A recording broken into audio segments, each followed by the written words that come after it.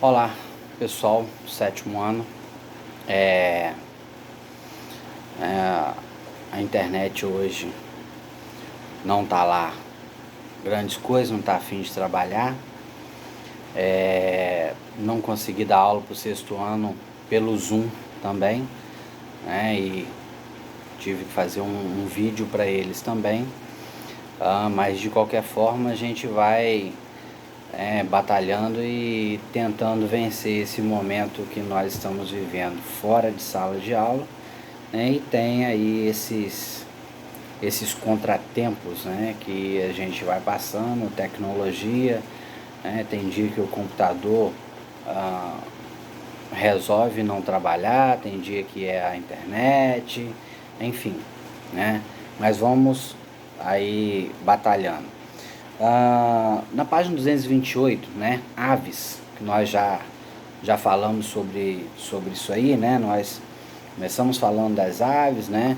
No processo evolutivo que nós estamos vindo, falando lá dos seres na água, né? Falamos dos répteis, falamos dos anfíbios, né? Depois dos répteis, o processo adaptativo, evolutivo, né? Das espécies.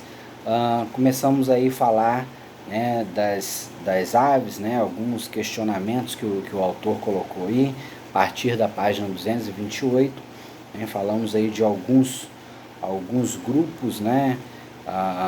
Desses indivíduos, a classificação das aves, né? Que nós falamos também semana passada, as passeriformes, galiformes, estrigiformes, anseriformes, as reiformes, né? Passamos aí falando sobre esses grupos, né? Falamos da estrutura básica, né, de uma ave, né, que elas vão ter como estrutura básica, né, a questão das penas, o bico, né, que na página 230 está mostrando aí uma águia, né, mostrando essas partes, a questão das penas, né, o ajuntamento delas, com a possibilidade de voar, enfim. E aí nós falamos na 231 também essa questão do sistema digestório, né, né, a adaptação dele do sistema digestório, o proventrículo, né, papo, a moela, né, o fígado e pâncreas, que atuam também auxiliando na questão do processo de digestão, né? Falamos aí da questão das pedrinhas, né, que eles engolem junto com os alimentos que vão catando, que ajuda no processo de digestão, né, no processo de maceração, né, que a moela vai fazendo, né, e essas pedrinhas esfregando no alimento, né, vai ajudando a triturar esse alimento, né? Então, falando dessa questão digestória. E nessa página 231 mesmo aí, né, tem a questão do sistema respiratório, né? Tá mostrando aí, né, tipo um periquito, assim como falou lá da questão de digestão também, né, mostrando a estrutura, né, do corpo desse pássaro, dessa ave. E aí ele mostra, né, o processo da respiração, né, detalhadamente, né? No número 1, a respiração nas aves, o ar entra pelas narinas, passa pela traqueia, que está lá, né, em letras, né, da letra A, B, C, D, E e F, mostrando as estruturas do sistema respiratório. Então passa pela traqueia em B, passa pelos brônquios, que está lá assinalado em C, enche os sacos aéreos posteriores em D, né? Aí dos sacos aéreos ele vai para os pulmões, e dos pulmões ele vai fazer a troca gasosa e tal, né? E depois ele volta ao coração. Lembrando que aí tem os sacos aéreos, né? O que são esses sacos aéreos aí? Eles funcionam como uma estrutura de reserva, né? Então eles têm o coração, que é em 4 câmaras, igual ao nosso, que vai estar falando aí na página seguinte. Tem os pulmões, que estão assinalados aí pela letra E, né, no corpo dessa ave aí, da página 231 de baixo. E então ele vai a esses sacos aéreos, vai ao pulmão, né? Depois é armazenado em outros sacos aéreos, já o sangue oxigenado, né? O sangue volta ao coração e do coração ele é distribuído ao corpo, né? Como ele tem 4 câmaras, que é o caso também do coração humano, né? O sangue ele chega ao coração, né? Do lado direito do coração, átrio, ventrículo, aí ele vai aos pulmões, oxigena, volta ao coração do lado esquerdo, átrio, ventrículo e vai para o corpo para ser distribuído, para levar o oxigênio para o corpo. Depois, quando ele chega de novo pelo lado direito, né, e vai fazer o mesmo processo. É tipo o sistema cardiovascular nosso mesmo, tá? Não tem muita diferença, o coração com 4 câmaras. Só que eles têm um processo auxiliar aí, que são os sacos aéreos, né, para poder armazenar o oxigênio, porque o processo de oxigenação não é tão eficiente, então eles têm como um processo adaptativo aí, né, esses sacos aéreos. Na 232, né, ele fala aí dessa questão do sistema circulatório. Tem um esquema do coração, né, mostrando aí as 4 cavidades, são 2 átrios e 2 ventrículos, né, átrio direito e ventrículo direito, né, e átrio esquerdo e ventrículo esquerdo, ou seja, átrio e ventrículo átrio esquerdo e direito, ventrículo esquerdo e direito, tá? São 4 cavidades. Lembrando que o sangue chega, né, do lado direito, átrio, ventrículo e vai aos pulmões. Oxigena, né, átrio, ventrículo esquerdo e vai para o corpo, né, para a oxigenação, e uma parte fica armazenada nos sacos aéreos. Né, aí tem mostrando aí esse esquema, fala dessa divisão, né, por onde o sangue passa. Lembrando que a representação aí, azul e vermelho, né, vocês não ouviram falar isso ainda. Normalmente na didática aí, os autores utilizam azul e vermelho para representar essa questão do sistema cardiovascular. Sangue azul, né, normalmente vai ser um sangue sujo.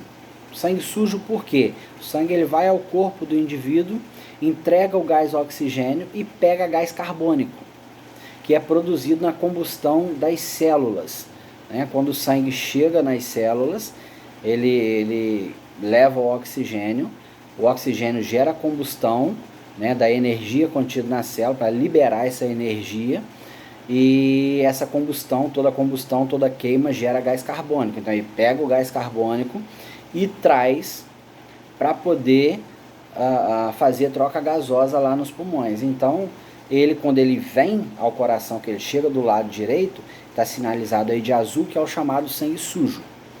Quando ele chega ao coração, você vê que um lado do coração aí continua azul. Quando ele vai aos pulmões, faz as trocas gasosas, que está representado aí, né, acima. Essa parte aqui que está representada aqui acima é como se estivesse nos pulmões, tá, fazendo a troca gasosa. Então aqui ocorreu a troca gasosa e aí o sangue passa a ficar vermelho. Por que vermelho? Porque é o sangue chamado sangue limpo, tá? É o sangue que está oxigenado. Ele chegou sujo, representado em azul, foi aos pulmões, fez a troca gasosa, entregou o gás carbônico, pega o gás oxigênio e aí ele passa a ser representado em vermelho, que é o sangue limpo, ou seja, sangue oxigenado. A partir daí ele chega, né, do lado esquerdo do coração, e aí ele vai poder ser distribuído para o corpo, ok? Aí ele vai distribuir, vai entregar o gás oxigênio lá nas células, e aí ele vai novamente pegar o gás carbônico e daí por diante. Esse é o sistema circulatório, né, que também chamado de cardiovascular, que envolve os vasos sanguíneos, coração e pulmões, né? Coração vai bombear, os vasos sanguíneos vão transportar o sangue e os pulmões vão fazer essa troca gasosa que é chamado de hematose, né? A troca gasosa entrega o gás carbônico, pega o oxigênio, é chamado de hematose, esse processo. Na 233, né, tá falando aí do sistema nervoso das aves, né?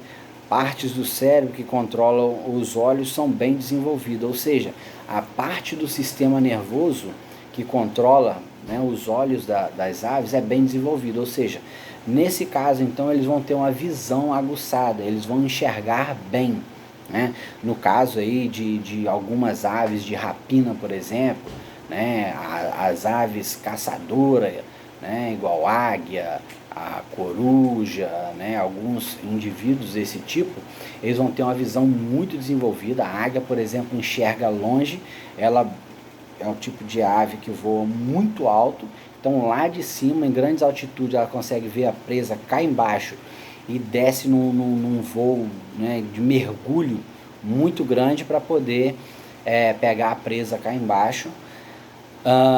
Coruja, por exemplo, enxerga tão bem à noite quanto a gente enxerga de dia, tá? A visão é muito desenvolvida para poder enxergar à noite, né? Então são um processo adaptativo de acordo com a alimentação e tudo mais, né? Mas lembrando que, né, o nervo que controla lá o globo ocular é bastante desenvolvido lá do sistema nervoso dessas aves. Questão de audição, né? As espécies possuem audição bem desenvolvida. Algumas aves, né, elas de distância muito longe, elas conseguem ouvir a presa, né, e aí já vão na direção em que a presa se encontra para poder capturar, né, essa presa e se alimentar. Olfato pouco desenvolvido, né? Aquela questão, uma ave, né, voando em grandes altitudes e tudo mais, não tem o porquê, né, de cheirar muito bem, de sentir, né, o cheiro, então automaticamente elas não desenvolveram. Algumas aves, igual urubus, por exemplo, né, que acabam sendo aí abutres, né, carniceiros, eles acabaram desenvolvendo bem a questão do olfato, porque eles precisam, né, de sentir o cheiro para poder, né, ir atrás no caso ali, né, a gente chama de carniça, né, que é a caça, né, que é o indivíduo que está lá morto para ele comer. Né, aí tem aí esquema mostrando o olho da coruja, né, que é bem desenvolvido, a fotinha e tal, né, o kiwi marrom também mostrando aí o olho desse indivíduo, enfim. Sistema excretor das aves, né? O que é o sistema excretor? É o sistema que elimina excretas. No nosso caso, os nossos rins filtram, né, manda para a bexiga. Quando a bexiga enche, a gente vai lá e urina, né? Elimina a urina, de que ela é composta? Água e excretas nitrogenadas, né? Ureia, amônia, ácido úrico, a gente vai lá e elimina. Quanto mais concentrado estiver, né, mais amarelada e mal cheirosa vai ficar a nossa urina. No caso desses indivíduos, eles não têm bexiga, né, bexiga urinária. Por quê? Seria um fardo a mais para eles carregarem em pleno voo, né? Então, para evitar esse acúmulo de líquido, eles não possuem a bexiga urinária, eles eliminam essa excreta, né, diretamente na cloaca. Lembrando que a cloaca é uma estrutura em que ela serve para excreção, né, essa excreta que eu estou falando, eliminar as excretas, elas servem para o sistema digestório, eliminar as fezes, e ela serve para a reprodução também, né? Tanto o cruzamento quanto para a postura de ovos. É por isso que os ovos de galinha, por exemplo, eles saem, né, sujos às vezes de fezes, porque utilizam o mesmo canal. A questão da excreta, né? Elas têm um par de rins que filtram essas excretas do sangue, né? E essas excretas elas são produzidas sem líquido, né? E acaba formando uma pasta esbranquiçada, que acaba saindo às vezes junto com as fezes, né? Por isso as fezes saem meio aquosa, né? Meio líquidas. E aí vocês vê nas fezes das aves aquelas rajadas, né? Esbranquiçadas, aquilo ali são excretas, né? É a eliminação de excreta que as aves fazem, né? Pela cloaca junto com as fezes. Inclusive é por isso que as fezes das aves são tão nutritivas, né? Você pegar as fezes de galinha, por exemplo, ela é muito melhor para a agricultura do que as fezes de boi, por ter uma grande quantidade de ureia, de amônia, né? Que são excretas nitrogenadas que as plantas utilizam bastante, né? Então sai tudo junto, fezes, urina e tudo. Por isso as fezes são tão fortes, né, para a agricultura. Né, a questão da locomoção, anda, nada e voa, né? As aves elas podem andar, elas podem nadar e elas podem voar, né? Algumas só andam, igual vocês têm foto aí da ema caminhando, por exemplo, só andam, né? A maioria aí a gente vê aí são aves, né, voadoras. Algumas têm voos curtos, não voam ativamente, igual o andorinhão, por exemplo, que pode voar até dias sobre o oceano, fazendo a sua migração, né, anual, que elas migram de um lugar para o outro, e várias aves, né, as migratórias. E vocês têm aí, né, o pinguim, que eles andam sobre o solo, né, e também nadam, né? Então o processo de locomoção deles é duplo, né? Eles andam sobre o solo e nadam por um processo adaptativo, né, que foi necessário de se fazer, tá? Esses seres eles evoluíram, se adaptaram à água, né? As suas asas elas se modificaram para o nado, né? E também não conseguem voar, andam muito lentamente, né, com certa dificuldade, mas vêm para o solo, reproduzem no solo, botam seus ovos no solo e tudo mais. A gente vai falar aí da reprodução, né? Mas andam até com certa dificuldade, tá? São muito ágeis no processo de natação, tá? Essa foi a locomoção. Gente, o vídeo começa a ficar meio longo. Eu vou dar uma finalizada aqui, tá? E volto falando aí da questão do voo das aves e a reprodução para poder finalizar, né? E aí eu já vou fazer outro vídeo em seguida, ok? Então a gente para nessa questão na 233, finaliza a locomoção na 233 e eu vou voltar no próximo vídeo aí na 234.